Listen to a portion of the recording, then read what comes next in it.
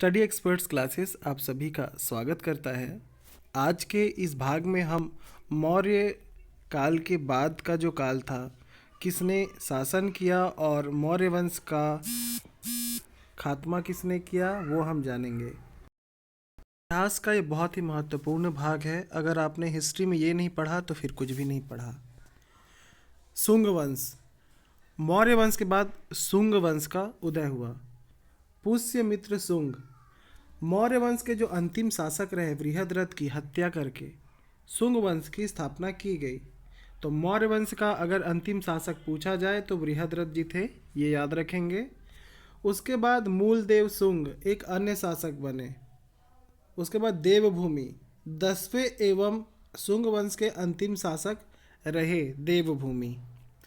ये था ये शॉर्ट में। अगर आपको इसका डिटेल चाहिए तो नीचे कमेंट करके बताएं। हम पूरा पुष्यमित्र शुंग की, मूलदेव शुंग की और देवभूमि की डिटेल वीडियो अलग से ला सकते हैं। मनुस्मृति की रचना हुई इसी समय में, जो सबसे अधिक प्राचीन स्मृति ग्रंथ है जो मानी जाती है।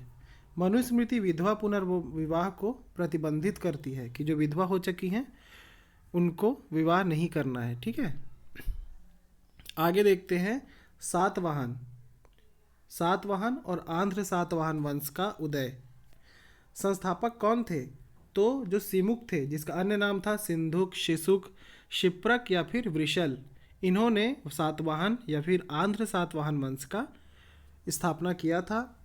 राजधानी इनकी प्रतिष्ठान थी यानी कि पैठन, जो कि गोदावरी नदी के तट पर स्थित है। कार्यकालीन भाषा उस समय संस्कृत बोली जाती थी। नोट करने वाली बात यह है कि गौतमी पुत्र सातकर्णी वर्ण व्यवस्था के संरक्षक थे। ठीक है, कौन? सातकर्णी। ठीक है। ब्राह्मणों को भूमि दान देने की प्रथा आरंभ किया गया, जिसे अग्रहार कहा गया। क्या बोलते थे? अग्रहार कहा जाता था, जो ब्राह्मणों को भूमि दान किया जाता था। सातवाहन वंश के पदाधिकारियों का पद नाम छत्तीसगढ़ के किरारी से प्राप्त हुआ है। कहाँ से? किरारी से, है ना। छत्तीसगढ़ में किरारी है, वहाँ पे सातवाहन वंश के पदाधिकारियों के पद के नाम प्राप्त हुए हैं। कलिंग के चेदी वंश को जानिए। प्रमुख शासक कौन था? खारवेल, है ना, जो कि जैन धर्म के संरक्षक माने जाते थे। ये कलिंग के चेदी वंश की इन्हीं से स्थापना हुई थी। जानकारी का प्रमुख स्रोत हमें मिलता है हाथी गुम्फा अभिलेख से, ओडिशा से, जहाँ बिना तिथि का अभिलेख है, जहाँ पर जो काल है वो निर्धारित नहीं है पर वर्णन है। पारसी आक्रमण के बारे में थोड़ा जान लेते हैं। भारत में आक्रमण करने वाला शासक, प्रथम ईरानी शासक किसे माना जाता है? तो कुरुश को या साइरस द्वितीय, ठीक है, इसे ही कहा जाता है, जो 558 से 530 ईसा पूर्व भारत में आया और भारत में पहली बार आक्रमण किया गया था। दूसरे शासक दाराय बहु बोला जाता था इनको। सन 522 से 486 ईसा पूर्व ये द्वितीय शासक रहे। इंडो बैक्ट्रियन यमन हिंद यवन आक्रमण के बारे में जानते हैं। राजधानी शाकल थी और सेल्यूकस 305 ईसा पूर्व में सेल्यूकस और चंद्रगुप्त मौर्य के बीच युद्ध हुआ। यह बहुत ही फेमस युद्ध है, सेल्यूकस निकेटर व चंद्रगुप्त मौर्य के बीच का। मेगस्थनीज जो इसके दूत थे।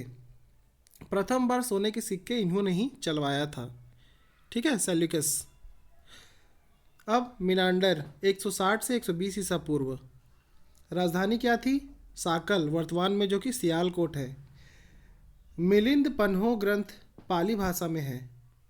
इसमें मिनांडर या मिलिंद के बौद्ध भिक्षु नागसेन से वार्तालाप का वर्णन प्राप्त होता है।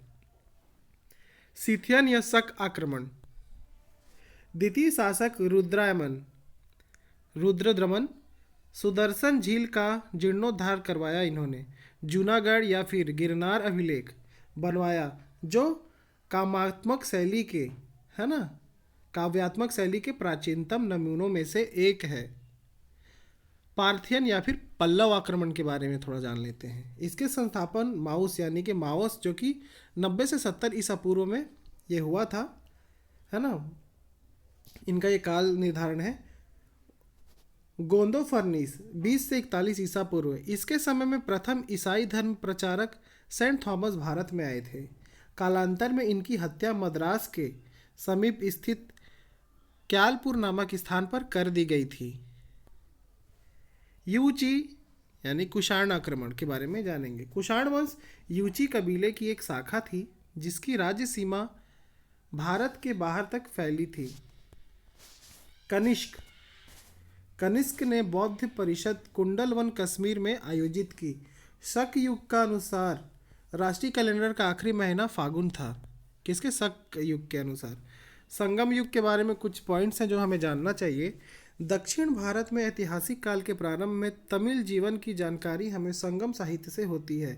संगम साहित्य से दक्षिण भारत की राजनीतिक, सामाजिक एवं आर्थिक जीवन पर पर्याप्त प्रकाश पड़ता है।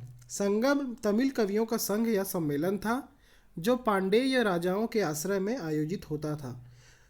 तीसरा पॉइंट है तमिल टीकाओं से 3 संगम की जानकारी होती है। संगम साहित्य का रचनाकाल ऐतिहासिक रूप से 100 से 250 ईसा पूर्व के बीच माना जाता है। संगमकालीन प्रमुख राज्य थे चेर, चोल एवं पांडेय राज्य। ठीक है, ये था अभी प्राचीन मौर्य काल के बाद का एक जो आक्रमण हुए और जिनका जिनका शासन हुआ उस पर आधारित ये वीडियो था। उम्मीद है वीडियो आपको अच्छी लगी होगी। ऐसी महत्वपूर्ण और कम समय में ज़्यादा जानकारी देने वाले वीडियोस के लिए हमारे चैनल से जुड़े रहिए, सब्सक्राइब कीजिए। आपको ज़्यादा समय भी नहीं देना है और ज़्यादा से ज़्यादा ज्ञान आपको यहाँ से प्राप्त हो सकेगा। अगर ये वीडियो अच्छी लगी तो अपने दोस्तों के साथ में शेयर करना ना भूलें, लाइक ज़रूर करें और ऐसी ही महत्वपूर्ण किसी विषय पर वीडियो चाहिए तो हमें नीचे कमेंट बॉक्स में लिख कर बताएं। Thanks for watching, have a good day. Study experts classes आपका अभिनंदन करता है।